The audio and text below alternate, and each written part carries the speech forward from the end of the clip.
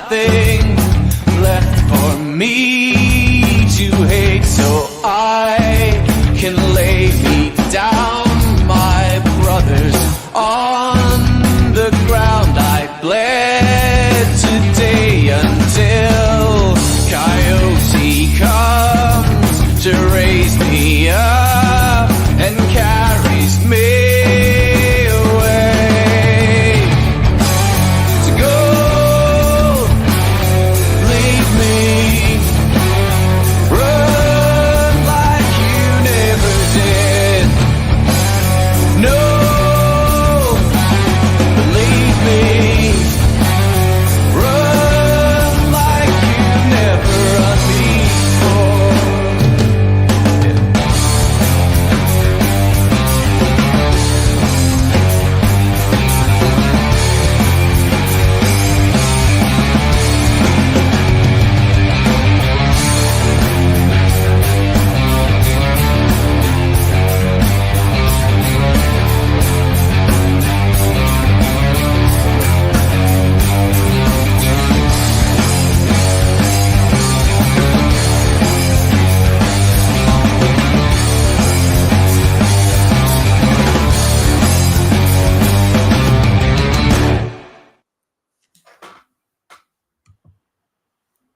Well, hello there. Happy new season. I was just trying to write down the Edinburgh replacements. You've caught me at an opportune moment. Anyway, hi, hello. We are the Scottish Rugby Podcast. We've been away a while. Mid-season break, work and stuff gets in the way, but we are back now for you. We are here. I've even survived a visit to IKEA today, and I'm still alive to tell it. It's so warm. Is it warm around your way there, McGinty and Manson? It's real warm. Yesterday was toasty. Today a little bit cooler, but yeah, it has been hot. Yeah, try working in a big glass showroom. It's an interesting one. I mean, well, I don't know what you get up to there in your work time, Manson. Sounds like one of the girls in Amsterdam. But yes, hello. We are the Scottish Rugby Podcast, born from the Scottish Rugby blog. We are on Sports Social Network. We are on. I'm supposed to plug things about Patreon as well. You go to Patreon, you type in Scottish Rugby Podcast. That's where you'll find us. If you want to hear more of our nonsense, you have to pay for it. But it's better than everyone else's. You don't want. There's decent podcasts out there. I'm not going to say that, but if for Scottish Rugby one, Scotland Rugby News and the Offside Line ones, I wouldn't bother with them. I don't listen to podcasts, to be honest. As much as I'll get paid. I'm so glad we're getting a wee pre-season run out here to get this all out of our system. Yeah, excellent. So yes, it's three of the usual motley crew here. Iain here. I've briefly mentioned my two. They're not my guests. They are my comrades. So here we have Craig Manson, the Scrum champion. How we doing, Kawasaki kid? Good evening, Iain. How are we doing? I'm glad to be back and ready for a new season.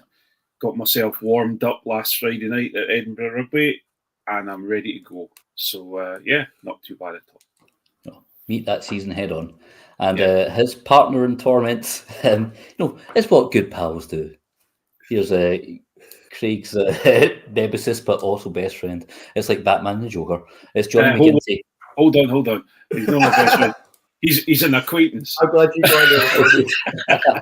Acquaintance at best. Some guy he knows. I don't know. Some boy that every so often plays golf with me now and then just chucks abuse at me for the rest of the time. So, although I do chuck abuse at him, so I can't really say much else. Anyway, sorry, Jonny, I've taken away from your introduction. Yeah, hello. Thanks for that. Can I be Vince Neil if we're being Motley Crew, please?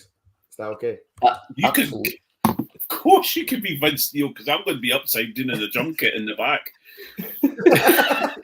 Giving Pamela Anderson some syphilis or whatever it is.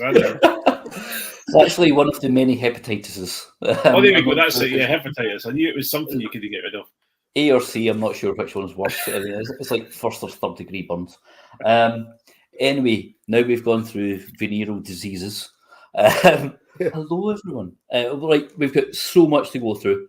Like I say, we've been away for like 6 weeks. So we're going to rattle through some news. First one, I'm going through stages here. I'm kind of going upwards through the game because, as you know, we're all about supporting grassroots. We've moaned often about the SRU not supporting, funded women's rugby and what have you.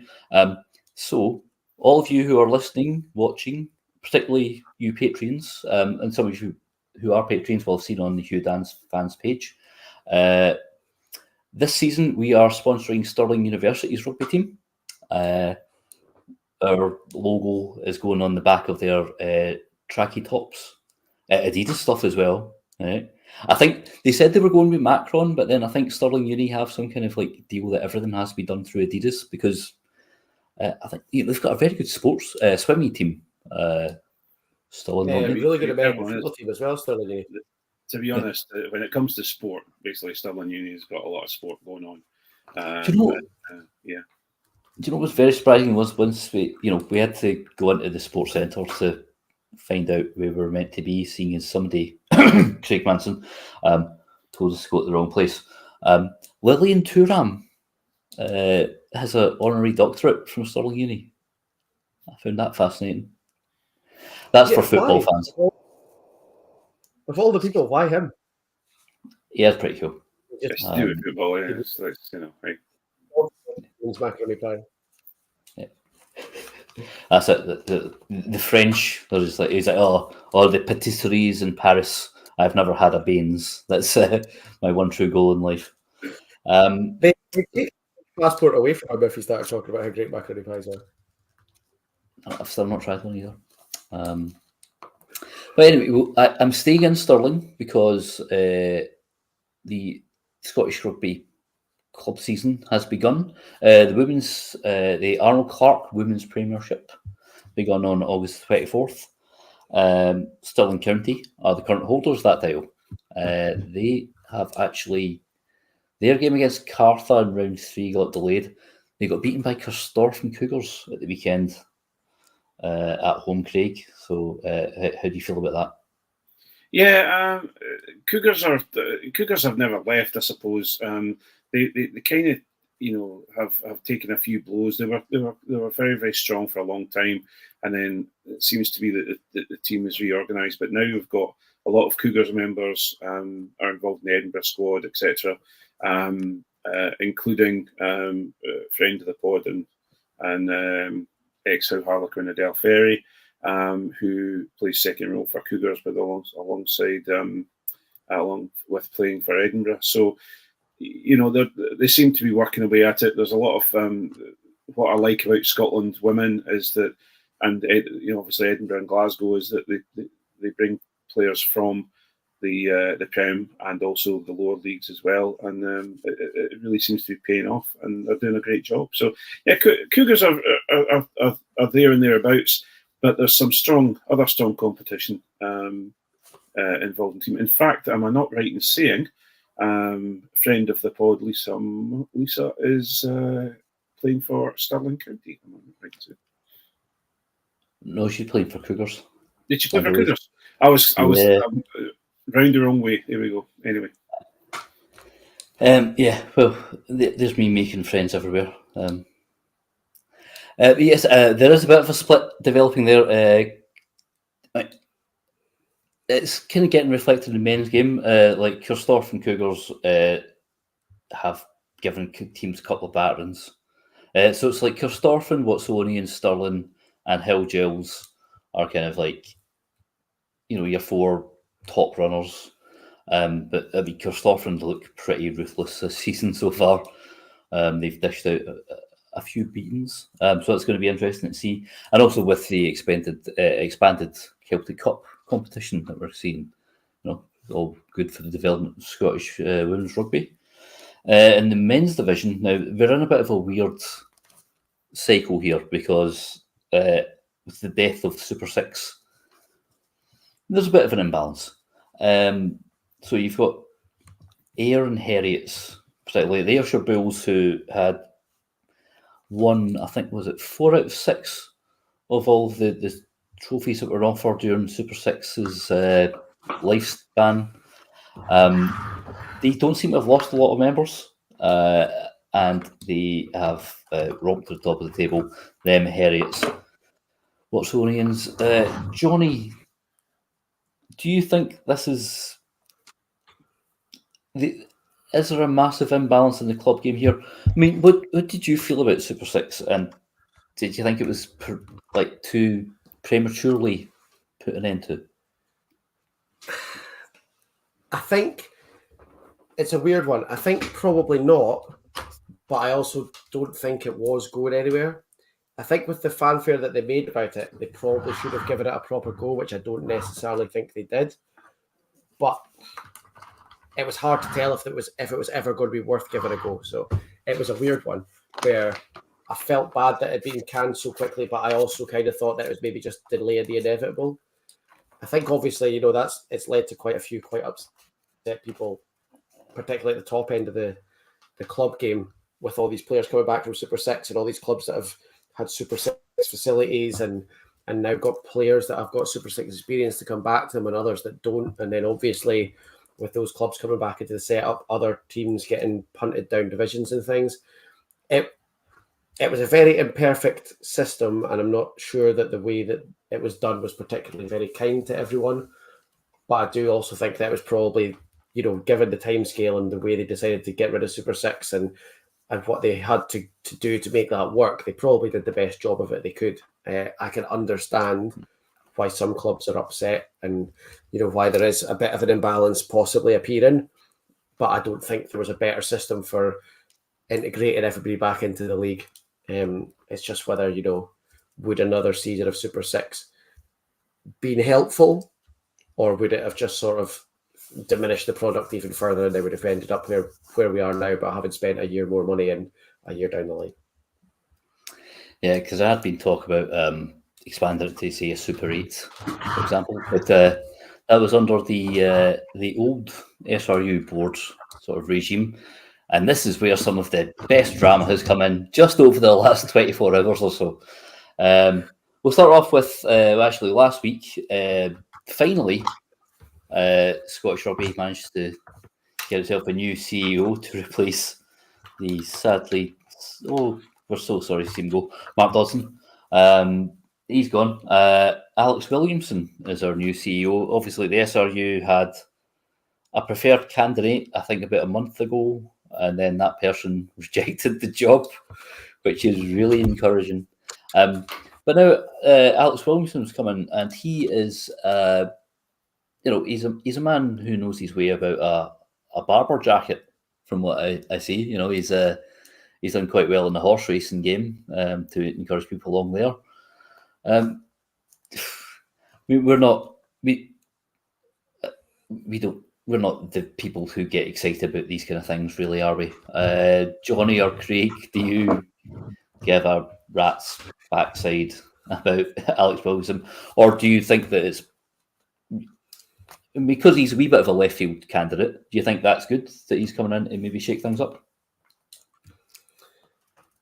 I think so, and I think it's probably not the worst thing in the world that he seems quite boring. Like, it's not necessarily a position where you want that person to be centre of attention, where you want to see that name in the papers. I think you quite want to see a good job done quietly by people at that end of the sort of administration, which is where we possibly had a few issues last time vis-a-vis suing the weather and all the stuff that went along with that.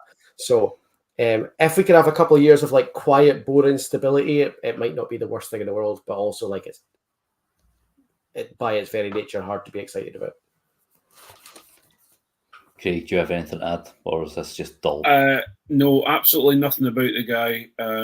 Not really that interested about the guy. The only thing I want him to do is make sure that Murrayfield gets a bit more of an update.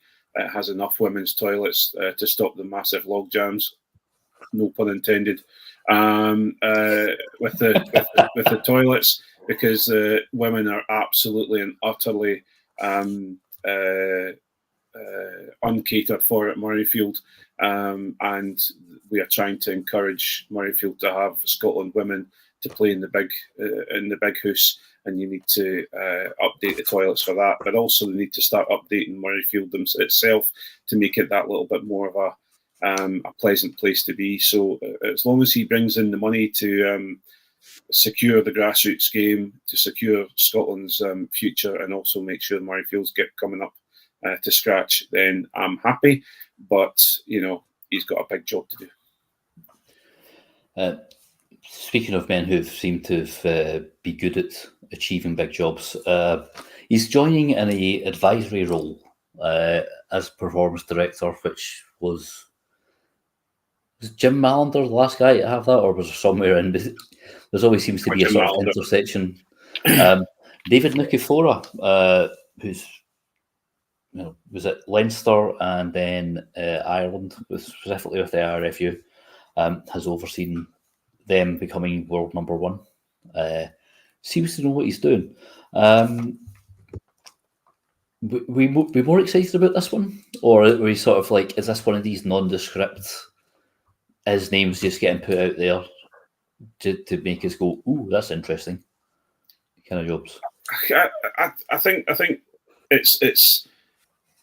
I guess I can only equate it to the when the SRU announced the new Edinburgh coach. We all kind of went, I'm not sure about that, and so they're maybe going for a big name to kind of make a splash. But the problem I have is there's two things. I hope, how much is he costing us? And B, second point is, from what I know and what I have heard, we're looking at a situation where one team was put up ahead of a lot of other teams in Ireland, and they were encouraged to become champions, etc. And other teams were left behind under his stewardship. So, as long as it's Edinburgh that he puts his weight behind, I'm a happy guy.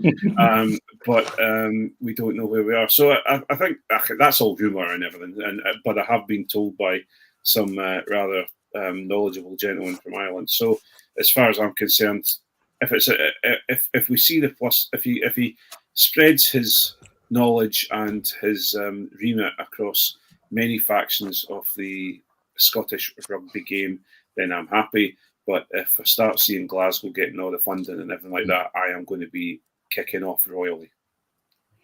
Yeah, I mean, if I was coming into that job, I'd maybe look at the team that were already champions as the one I might be starting to put my money behind. Just I'll wait until the Patreon. We'll wait until the Patreon for me to answer that one, Johnny. Okay, so I think, are we done for news? Excuse me, clear my throat time there.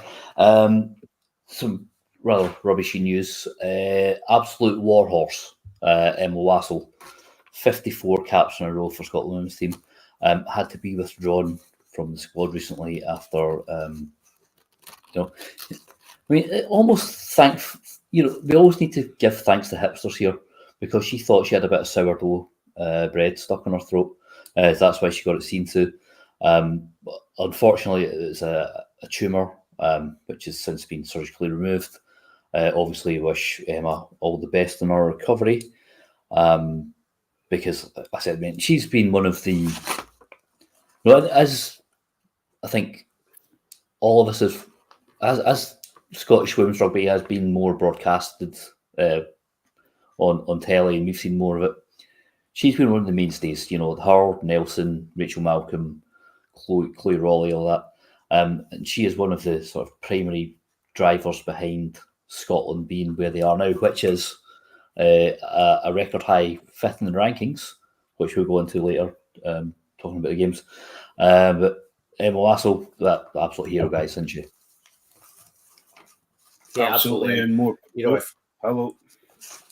If Waz is anything, she is tough as hell. I think that's been pretty evident from her performances.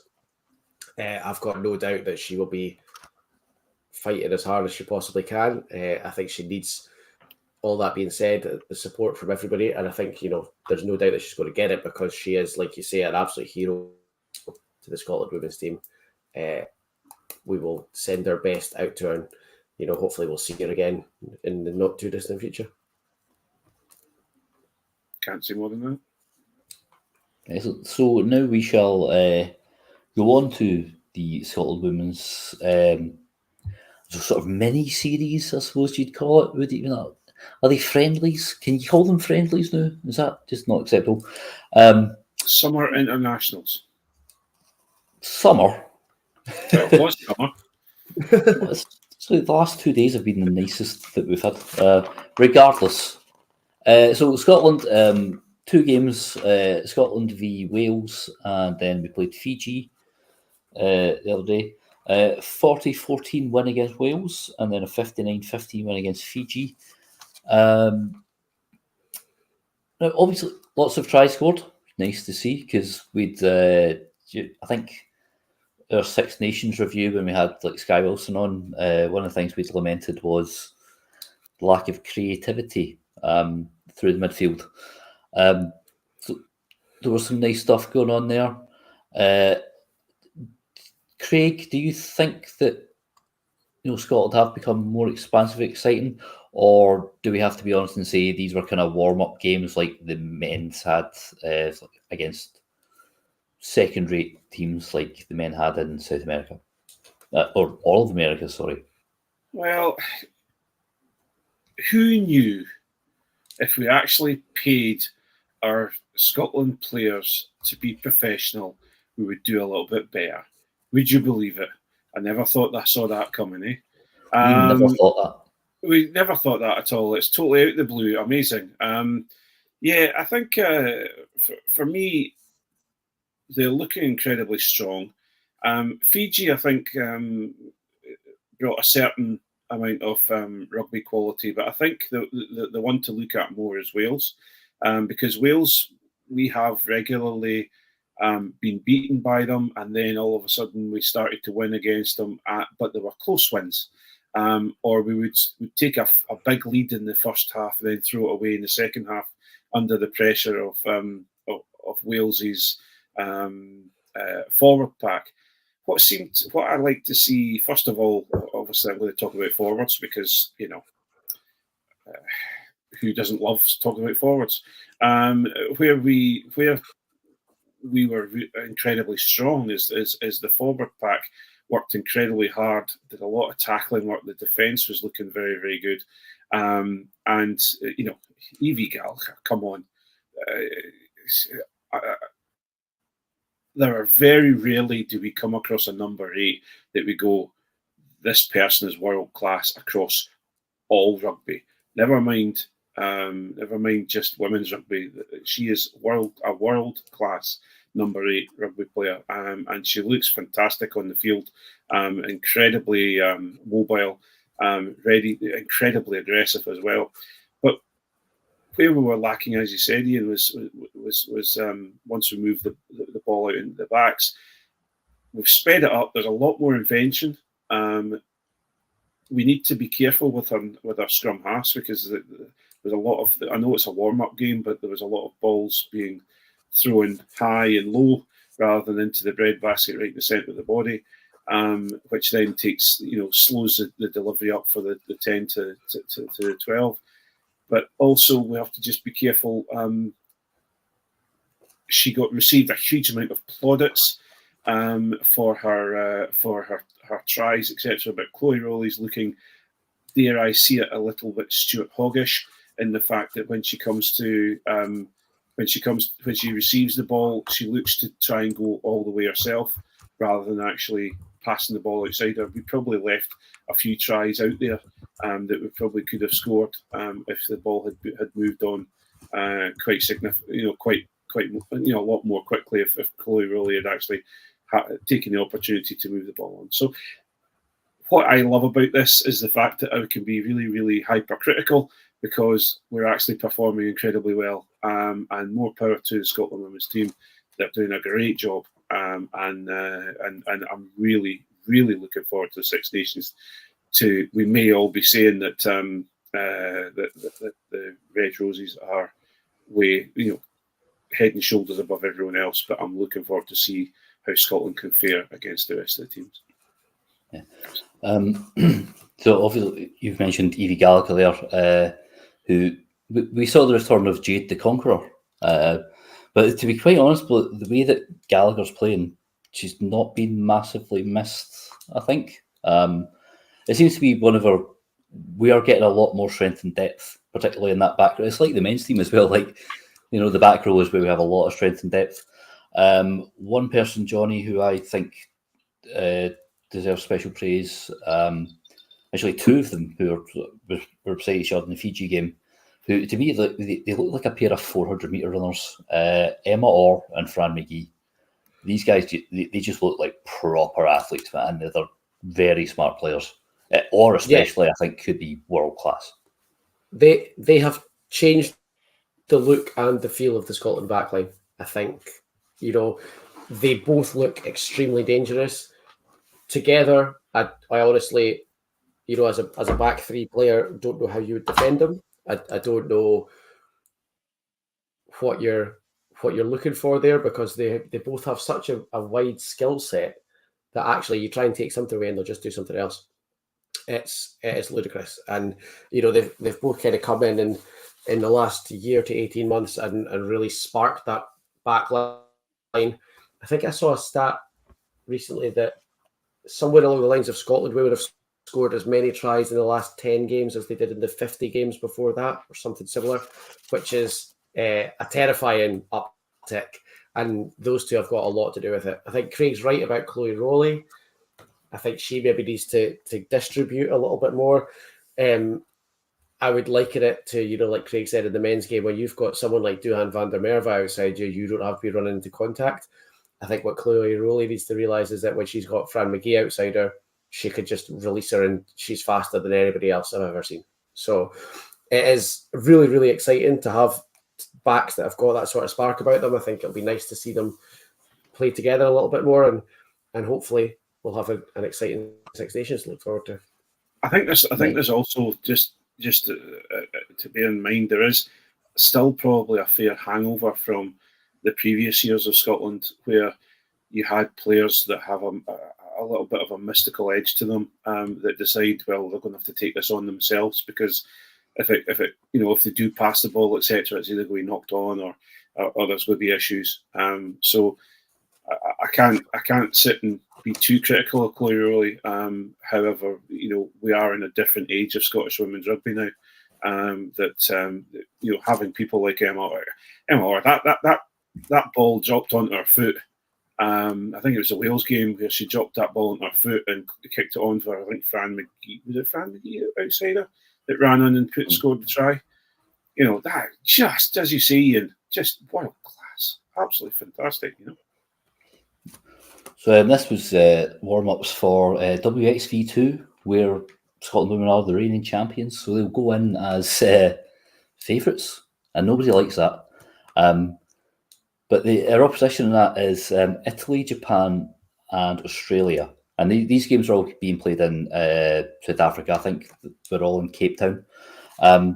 What I found interesting in this was like the first women's games that I reported on for the Scottish Rugby blog were against Italy and Japan, and I remember we got beaten quite badly.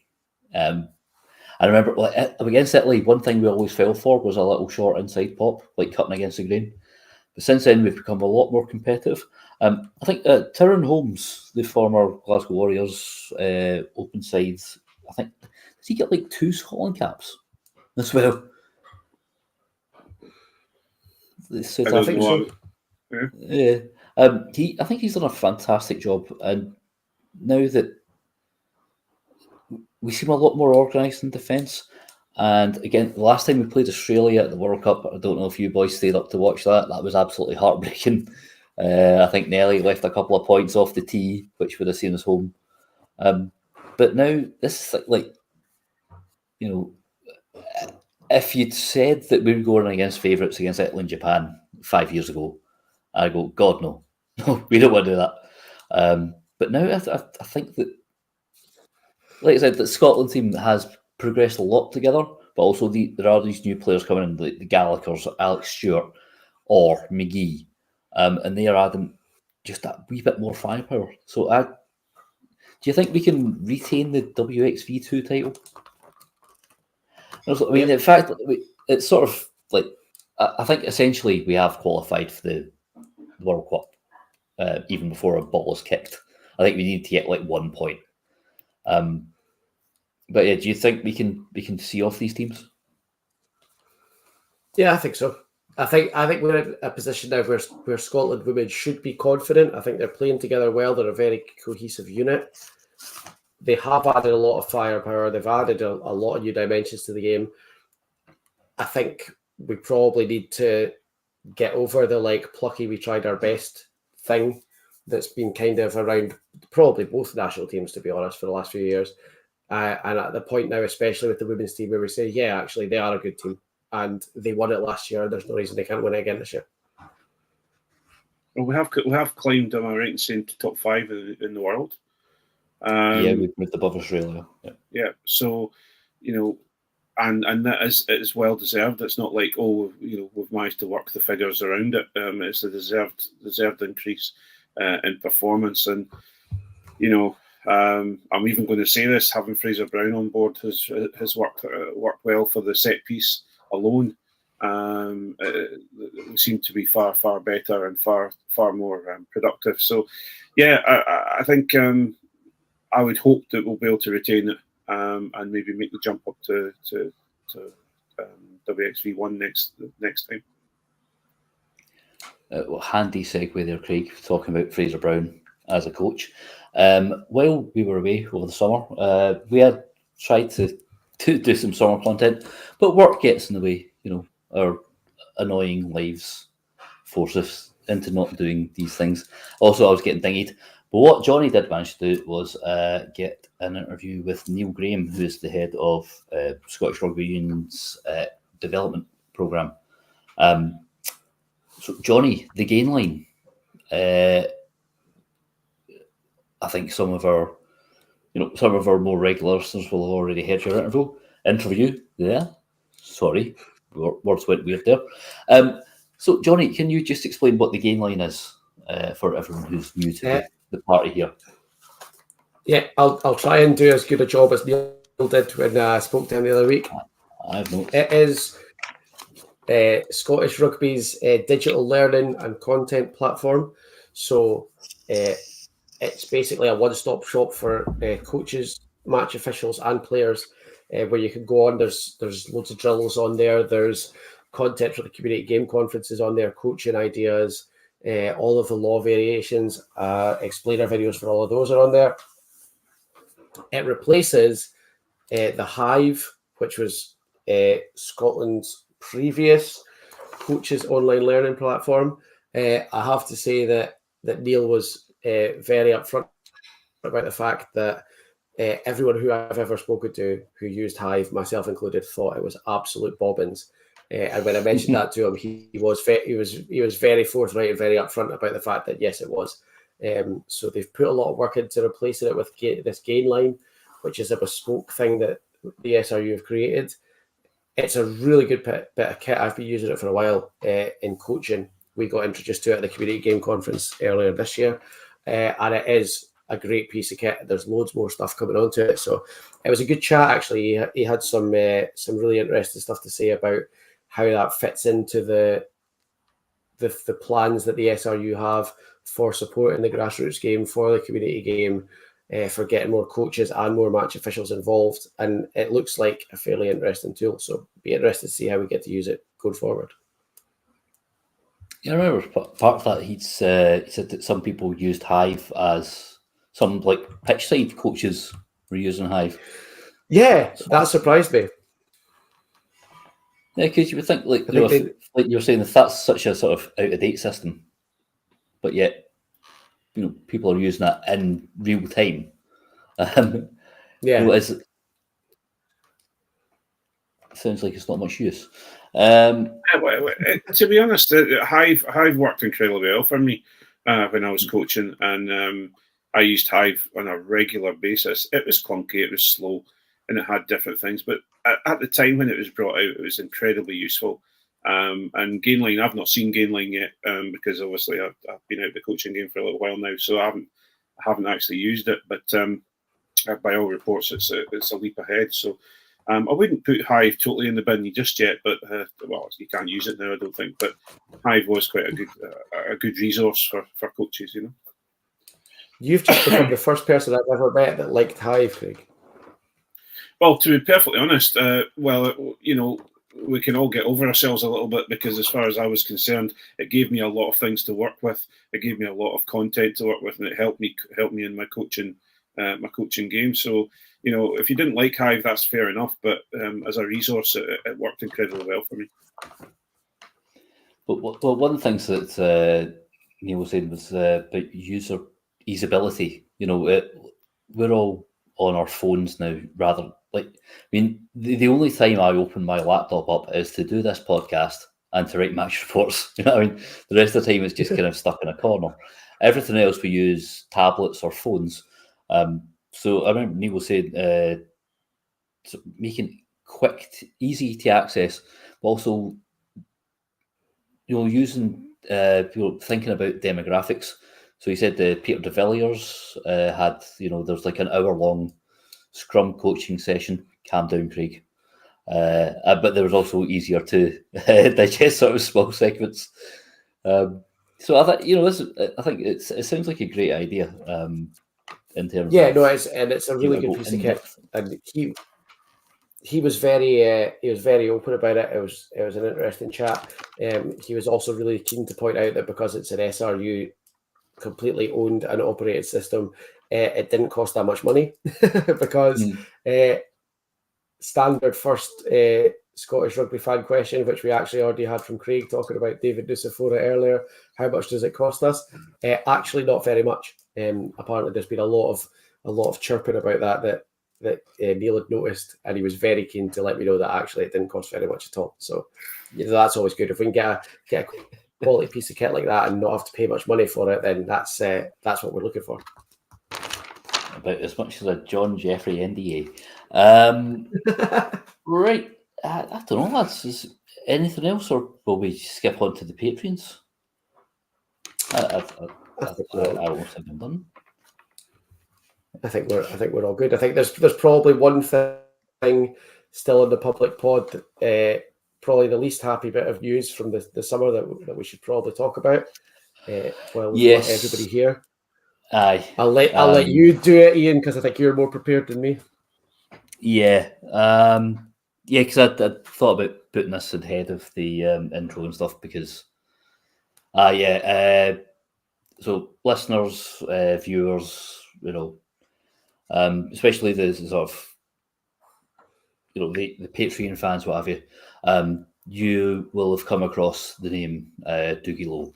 Now, Dougie was, I think the first time I ever encountered Dougie was when I'd had a pop about Johnny Sexton being a diver on Twitter, and I went viral, and half of Ireland wanted to kill me.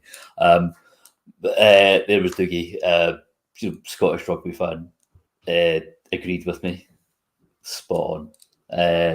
Like I said, he was a listener, he was a patron, and more than that, he genuinely became our friend. I'd met him a couple of times. I thought he was a wonderful man. He was funny. He was warm. He was just really good company. You know, I'd be in a press conference after a game and I'd be like, oh, can I be bothered going to Up and Under? Dougie might be there. I'll maybe stick my head in. But then over the summer, about a month ago, I think I discovered I got a text message from Martin, who's a friend of the pod as well, who gave me the terribly sad news that Dougie had been killed in a freakish road accident. So, you know, we were all very upset about it. You know, like I said, he was just a lovely, warm, friendly guy. He was one of life's good guys. And we said our heartfelt condolences to his son William and all his family and loved ones. But we will immortalise him. See if we, when you get to the Patreon episode, we are sticking his name on something. So this is why you should join the Patreon and see if you can earn a shot at the Dougie Lowe trophy, which I will name once we get there. But yeah, like I said, you know, just obviously very saddened by that, and our heartfelt condolences go out to his family and loved ones, man, because it was just, I almost think he'd be like, it's kind of like a cool way to go. Like, I remember Warren Zevon, who was one of my favourite musicians, when he found out he had cancer, he was like, I've got Steve McQueen cancer. That's kind of cool. Dougie was just such a vibe, a bon vivant and a great guy. And we will miss him dearly, but we will never forget him. Yeah, we'll miss his comments, and we'll miss the camaraderie that we all had. And I'm sure all our Patreon members and our listeners will raise a wee glass tonight just to say, we miss you, big lad. Cool. Right, so that's us for this section. Then we'll move on to the Patreon bit where we can swear. Thank you for joining us on this new season. Of course, Glasgow and Edinburgh kick off at the weekend. The Edinburgh team's out. We'll go over that in the Patreon bit. But for now, for me, Iain Hay, Sheery Bye, Jonny McGinty, Bye all. Craig Manson. See you all. Thank you, gentlemen, for being here with me. And thank you all for listening, watching, whatever, whenever you catch us. Cheers. That's just it for now. Ta.